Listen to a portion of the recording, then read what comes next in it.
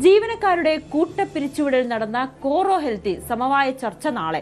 തൊഴിൽ മന്ത്രി ബിന്ദു കൃഷ്ണയുടെ അധ്യക്ഷതയിൽ കൊച്ചിയിലാണ് ചർച്ച നടക്കുന്നത്. അനുരഞ്ജന ശ്രമം തുടരുവാനും കമ്പനി പ്രതിനിധികളോട് യോഗത്തിൽ പങ്കെടുക്കുവാനും ഹൈക്കോടതി നിർദ്ദേശം നൽകിയിട്ടുണ്ട്.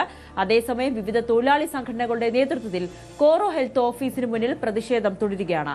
IT മേഖലയിൽ തൊഴിൽ സംഘടനകൾക്ക് രൂപം നൽകുമെന്ന് ബി ശിവൻകുട്ടി പറഞ്ഞു.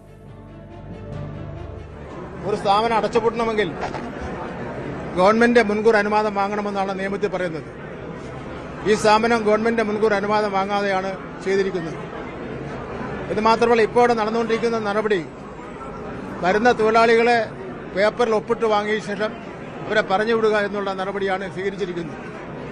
അതൊന്നും തൊഴിൽ നിയമങ്ങളിൽ പറയുന്ന കാര്യം മാത്രമല്ല, തൊഴിലാളി വിരുദ്ധ നടപടി കൂടിയാണ്. കേരളത്തെ സംബന്ധിച്ചിടത്തോളം IT മേഖലയ്ക്ക് ഒരു പരിഗണനയാണ് പൊതുവിൽ എല്ലാവരും കൊടുക്കുന്നത്.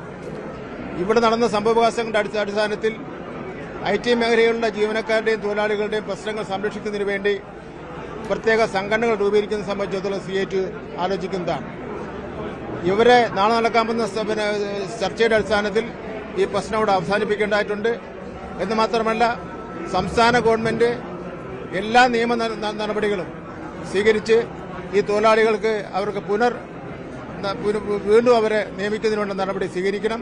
ഇല്ലെങ്കിൽ ഈ പ്രശ്നം തീരുന്നവരെയുള്ള എല്ലാ പ്രശ്നങ്ങളും പരിഹാരം കാണുന്നവരെയുള്ള സമരങ്ങളുമായി CATയും യോജിക്കാൻ കഴിയുന്ന മറ്റു സംഘടനകളെ യോജിപ്പിച്ചുകൊണ്ട് മുന്നോട്ട് പോകുമെന്നുള്ള കാര്യം ഞങ്ങളോട് സൂചിപ്പിക്കുകയാണ്.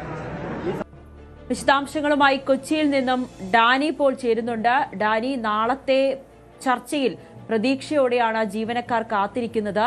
പ്രതിനിധികൾ എത്തുമോ ഇല്ലയോ എന്നുള്ളൊരു ആശങ്ക നിലനിന്നിരുന്നു. ഇന്നലെ മന്ത്രിയടക്കം അത് വ്യക്തമാക്കുകയും ചെയ്തു. ഇന്നെന്തായാലും ഹൈക്കോടതി വിഷയത്തിൽ ഇടപെട്ടിരിക്കുന്ന സാഹചര്യത്തിൽ ഈ സ്ഥാപനത്തിന്റെ പ്രതിനിധികൾക്ക് വന്നു തന്നെയല്ലേ മതിയാകൂ?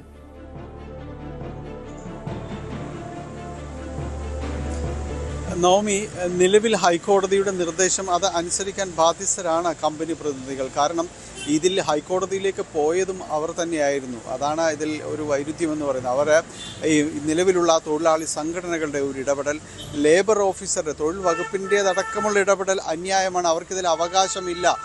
തങ്ങളോട് അവിടുത്തെ ഓഫീസ് തുറന്നു കൊടുക്കാനടക്കം നിർദ്ദേശിച്ചത് നിലവിലെ നിയമങ്ങൾക്കെതിരാണ് എന്നത് ചൂണ്ടിക്കാണിച്ചുകൊണ്ടാണ് ഈ കോറോ മാനേജ്മെൻറ്റ് ഹൈക്കോടതിയിലേക്ക് പോയത്. അതിൽ ഹൈക്കോടതി എടുത്തിരിക്കുന്ന ഒരു നിലപാട് ഈ വിഷയത്തിൽ അത്ര കണ്ട് അങ്ങനെ ഇടപെടാൻ സാധിക്കുകയില്ല. പകരം ഇതിൽ അനുരഞ്ജനത്തിലൂടെ ഈ ചർച്ചയിലേക്ക് പോവുക, നിലവിലെ സ്റ്റാറ്റസ് കോയിലടക്കം ഇടപെടുന്നില്ല.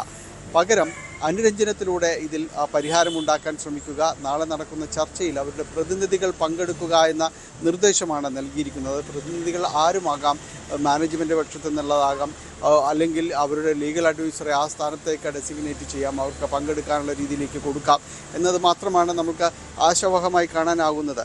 പക്ഷേ അതിനിപ്പുറത്തൊരു വശത്തെ പൂർണ്ണമായ നിരാകരണമാണ് കമ്പനിയുടെ ഭാഗത്തു നിന്നുള്ളത്. അവർ യാതൊരു രീതിയിലും ഈ ചർച്ചകളോട് ഒന്നും തന്നെ അടുക്കുന്നതേയില്ല.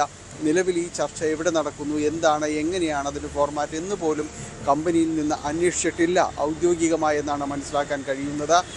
അതുകൊണ്ട് നാളെ നടക്കുന്ന ചർച്ചയിൽ ഒരു പുതിയ രീതിയിലേക്കോ പുതിയ സമവായത്തിലേക്കോ എത്രത്തോളം എത്താൻ കഴിയുമെന്നതാണ് നമുക്ക് അറിയേണ്ടത്. ഇതിൽ സർക്കാരിന് ഇടപെടാൻ കഴിയും എന്നതാണ് ഇന്ന് അവിടെ എത്തിയ ഈ പ്രതിപക്ഷ തൊഴിലാളി സംഘടനകൾ അടക്കം ചൂണ്ടിക്കാണിച്ചത്. CAT ആണത് ചൂണ്ടിക്കാണിച്ചത്.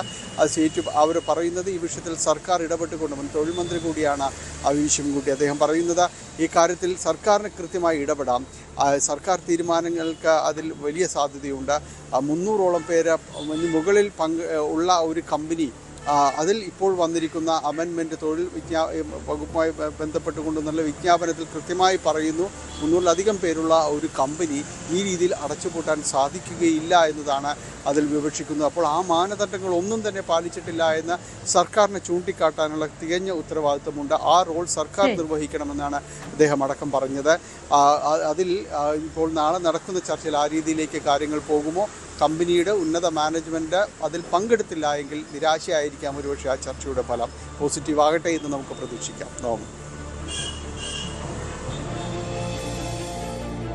അതെ, എന്തായാലും ഒരുപാട് ജീവനക്കാരുടെ ഉപാധിയാണ്, തൊഴിലുപാധിയാണ്. അവർ വലിയ പ്രതീക്ഷയിലാണ് നാളെ നടക്കുന്ന യോഗത്തിൽ. ഒപ്പം സർക്കാരിലും അവർ പൂർണ്ണ വിശ്വാസം അർപ്പിച്ചിരിക്കുകയാണ്.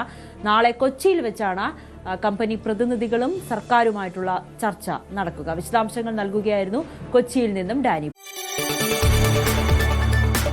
കൂടുതൽ വാർത്തകൾക്ക് news 18 Keralam YouTube channel subscribe ചെയ്യുക.